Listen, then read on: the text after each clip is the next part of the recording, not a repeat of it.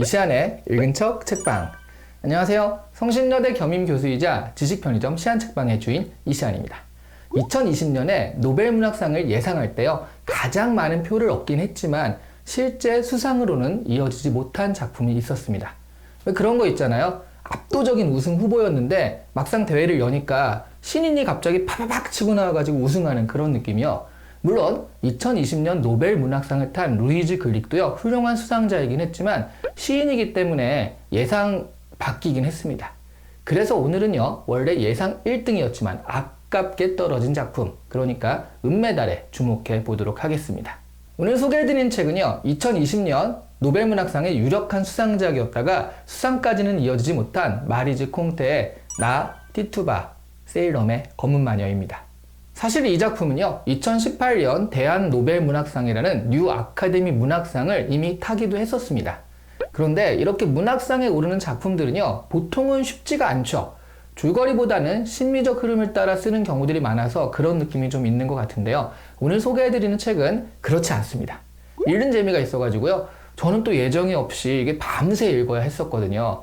티투바의 운명이 무척 궁금했습니다. 영화나 미드 같은 것들을 많이 보신 분들이라면 세일럼이라는 지명이 낯설지 않으실 겁니다.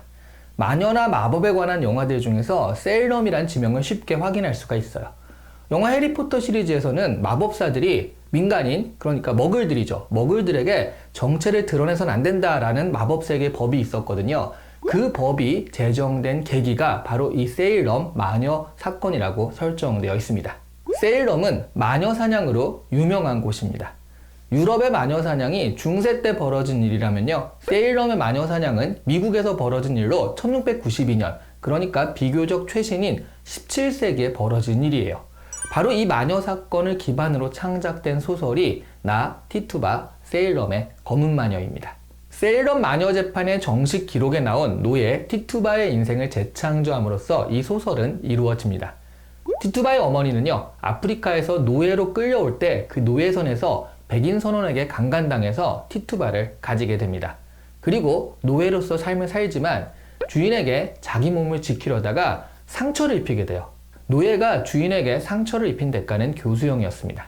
티투바가 7살 때 엄마가 교수형 당해 죽고요.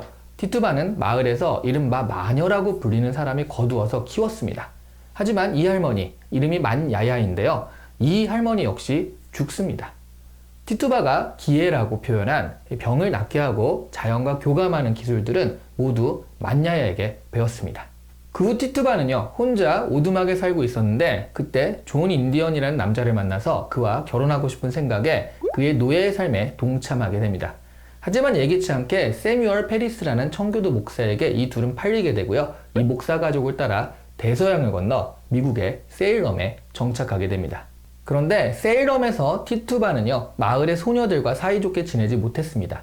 티투바가 선의로 한 일들이 왜곡되어서 비춰지곤 했었죠.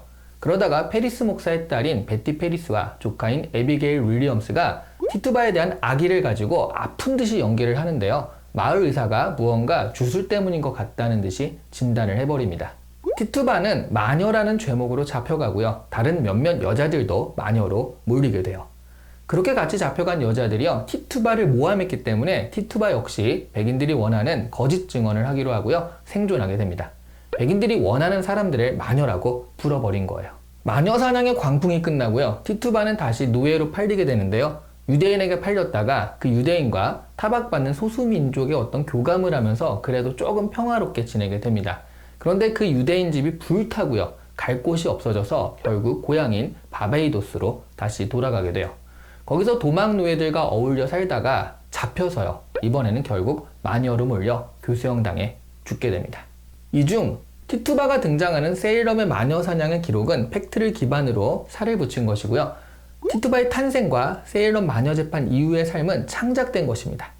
우리나라 역사 소설이나 드라마들을 보면 기본 줄거리는 역사적 사실을 바탕으로 하되 세부적인 설정이나 캐릭터는 작가들이 창작하는 경우들이 있잖아요. 그렇게 만들어진 소설이에요. 이 소설을 보면 두 가지 답답한 점이 생겨요. 먼저는 티투바의 선의가 자꾸 왜곡되어서 마녀처럼 해석된다는 점이거든요. 자신이 가진 여러 가지 치유의 능력을 필요한 사람을 위해서 사용하는데요, 이 능력들은 보통의 눈으로 보자면 마녀의 힘이에요. 그냥 모른 척하고 그런 능력들을 보이지 않으면 되는데 좋은 마음에 능력을 사용하고 얘기를 했다가 항상 곤란한 일을 겪게 됩니다. 그리고 두 번째는요. 티투바가 남자를 너무 좋아해요.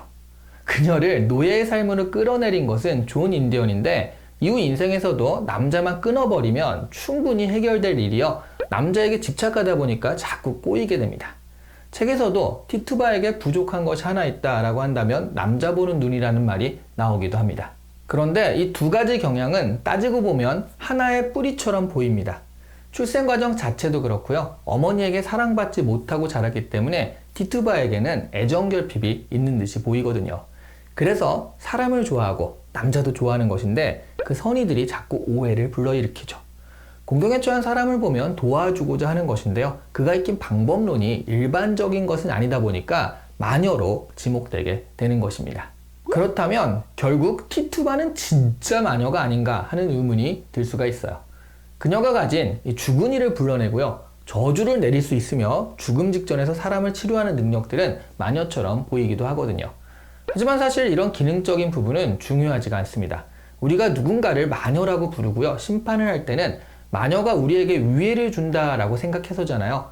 악의를 가지고 저주를 내리고 다른 사람을 병들게 할 수 있으니까 마녀를 가려내는 것인데 그런 기준으로 보자면 선의로 움직이는 티투바는 마녀가 아닌 거죠. 사실 이 세일럼의 마녀 재판과 티투바의 삶을 쭉 살펴보면 언제나 악의를 가지고 티투바를 이용하고 자신의 이익만을 위해 움직이는 사람들은 그 주변 사람들이에요. 그녀가 사랑한 존 인디언조차 어려울 때는 그녀를 배신합니다. 그녀가 성실하게 돌보아 주었던 주인 댁의 아이들은요, 아예 그녀를 마녀라고 지목해버리기까지 하죠.